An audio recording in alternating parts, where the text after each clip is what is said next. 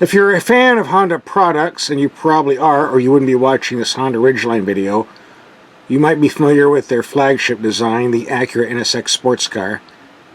We got one 2 weeks ago to take out for a test drive, and we did a video on that, and we'll have a link for that at the end of this Ridgeline video if you'd like to look at it. Hey, it's only 200 grand. How many Ridgelines could you buy at that price? If you want to understand the Honda Ridgeline, get on the web and try to find a used one. Trying to find a late model, slightly used one is almost impossible because owners like them. They don't want to get rid of them. And you find one an owner does want to get rid of. They always have like 180 to 250,000 miles on them, which goes to show what excellent quality they have. And they also want an arm and a leg in the price. I've yet to find a Honda Ridgeline anywhere for less than $9,000, even when they're 10 years old and have 200, 300,000 miles on them. Bad for the buyer, but it's good for Honda's image because you know you're getting a quality vehicle. This brings us to the new Honda Ridgeline, which has been redesigned for 2017. As you can see, we get a more conservative body style this year. Definitely has more of a pickup truck look from the side. Same with the rear view. The famous Honda tailgate is carried over. It can be lowered like a standard pickup truck, or can swing out to the side, like so. Makes loading heavy gear a lot easier. The bed also lifts up, which shows a large storage area. It's currently wet because we tossed in 50 pounds of ice last weekend for a tailgate party. When it's dry, this is a great place to store valuables because no one's really going to find a way to get in here if everything's locked up. We also have a spare tire and jack under here as well. Amazingly, there are a lot of truck owners who don't like this feature. They say, what if I load the bed up with sand and get a flat? How can I reach the spare tire? Well, the answer to that's pretty simple. Take the tire out before you put the sand in, dummy. Duh.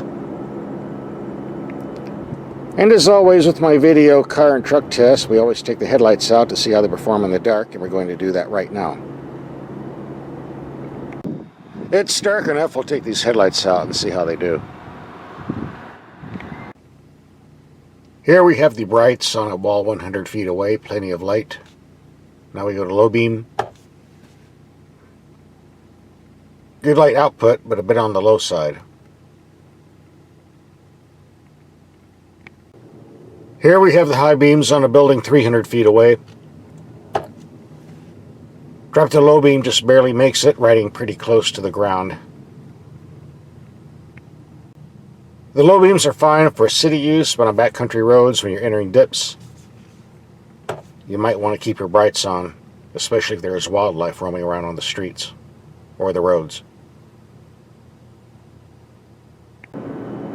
Getting back to the truck, this bed capacity has a load rating of 1,600 pounds. And if you use this trailer hitch, you can tow 5,000 pounds. It's a proven fact that pickup truck owners, well, 90% will never tow more than 5,000 pounds, so this is more than adequate. I must stress that rating is for the all-wheel drive model. If you get two-wheel drive, the tow drops to 3,500 pounds. There are a lot of people out there who say this is not a real truck. It's just a Honda Odyssey minivan with an open bed. I got news for you. This is a real truck. I looked up in the dictionary. A truck is a vehicle with an open bed for hauling cargo. That makes this a truck. Here you go, 3 dictionaries, all saying that this is a truck. So now we'll take a look under the hood and see what type of engine this real truck has. We have Honda's proven 3.5-liter V6 putting out 280 horsepower. Fuel economy is rated 18 to 25 mpg. Unless you get the lighter two-wheel drive, then it jumps up to 19 to 26 mpg. Honda was pondering installing the 9-speed automatic. I'm glad they didn't. The 6-speed works far better and is far more reliable. And that's what we get here. This button, which is underneath the transmission shift knob, controls the off-road ability. You press, it gives you sand, mud, snow, or normal operation. Like so. Honda did a great job of updating the interior. You can actually fit 3 people in the second row seating. You get a medium-sized glove box. An extra-large storing bin between the seats. A well-designed gauge cluster. The controls on the steering wheel are large enough to use when wearing gloves. I've been getting a lot of emails lately from people bitching because I don't demonstrate the rear seats folding in motor vehicles. I usually do on vans and trucks. They want me to do it on cars. I don't get too many cars where the seats fold. But for the record, these do. You just pull this handle down here. And the seats go up like this, leaving a lot more room on the floor. No, this isn't going to add to the cubic inch capacity, but if you're hauling something big and you don't want to get the seats damaged, it's a pretty good idea.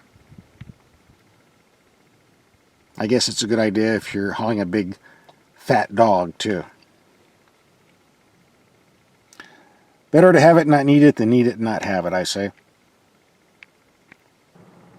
We did have 2 complaints. Number 1, the auto-dimming mirror does not have a disconnect switch, so when you're driving around at night, you're looking at dark glass. The only way to turn it off is to plug up this hole with tape or chewing gum. Another complaint we had was with the audio system because there are no knobs here. Just this push finger stuff, which is hard enough to use when you're sitting still. If you're on a bumpy road or whatever, this is your volume control. Very inefficient. What is wrong with a simple knob? In all fairness, there is a volume adjustment on the steering wheel, which is pretty efficient and quick. But I'm told this is only offered on the deluxe models, not the base models, to where you just get a plain steering wheel. In any case, it might be a moot point because a Honda rep has told me, this is a factory rep, not a dealer rep, that eventually they're going to change this radio system and use real knobs. So I guess we'll have to wait a little bit later in the Model 2017 model year if this bothers you. If not, you either use this, or if you have the deluxe model, this to adjust the volume. The best feature about the Ridgeline is it drives like a comfortable car, and we're going to find that out as we take it out and do a lot of driving to get the performance and fuel economy, and do some off-roading. I'm told the power steering is electric, but you wouldn't know by feeling it. Performs like a hydraulic unit. Got lots of response, excellent feel, no complaints here. The best way to test ride quality is to hit some speed bumps. We're doing 20 miles per hour. Well, now we're doing 25 miles per hour. Heard it but didn't feel it. Now here comes a big bad one. Pretty sturdy suspension and very comfortable too. With 280 horsepower pulling 4,500 pounds, this isn't the fastest rig on the street, but the acceleration is more than adequate.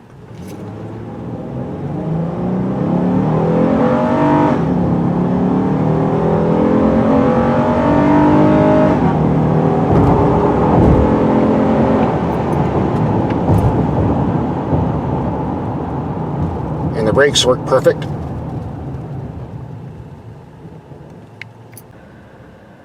So far, we've done 43 miles in city driving at 18.4 mpg. Not bad, really.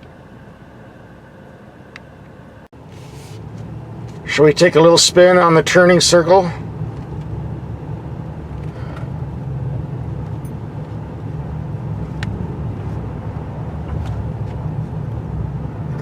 I'd say the corner ability is pretty nice. I still can't spin it out.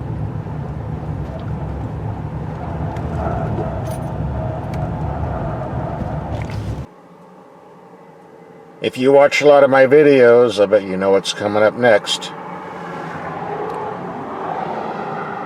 Yep, there he is. The giant toad. You see, it's the water out here. You drink it and you blow up 10 times your normal size.